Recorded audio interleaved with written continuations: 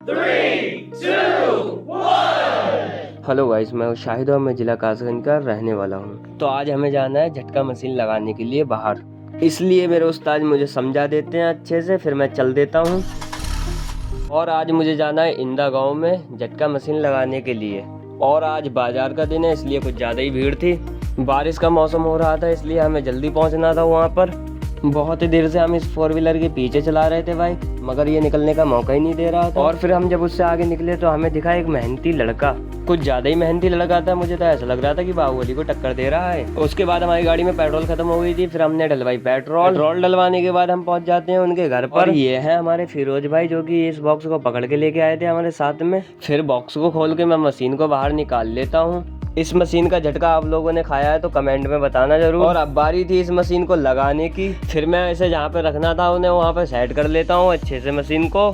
और फिर ये है इसकी लीड, देखिए। और अब बारी थी मशीन के कनेक्शन करने की, इसलिए मैं जल्दी से कनेक्शन कर देता हूँ मशीन के। और हमें अर्थिंग देने के लिए चाहिए थे कील, जो कि घर वाले भैया फिर हमें एक कील ला के दे देते हैं। फिर हम उसको अंदर को गाड़ लेते हैं। और अब बारी थी मेन वोल्टेज तार लगाने की, और इन्होंने तार को छोटा कर दिया था, इसलिए हम फिर तार बांधने के लिए बाहर पहुंच जाते हैं। और फिर छोटे तार को हम बांध करके बड़ा कर लेते हैं। इस तार को हमें मशीन के पास लाना था, इसलिए हमें इसे को बड़ा करना पड़ा। और फिर हम मशीन तक तार पहुंचा देते हैं। फिर हम वो तार को मशीन में जोड़ देते हैं। और अब बारी थी मशीन को चेक करने की, इसलिए हम फिर चिमटियाँ लगा के मशीन को चेक करने के लिए मशीन को चालू करते हैं। फिर हम देखते हैं मशीन बड़ी तेज से आवाज करने लगी थी।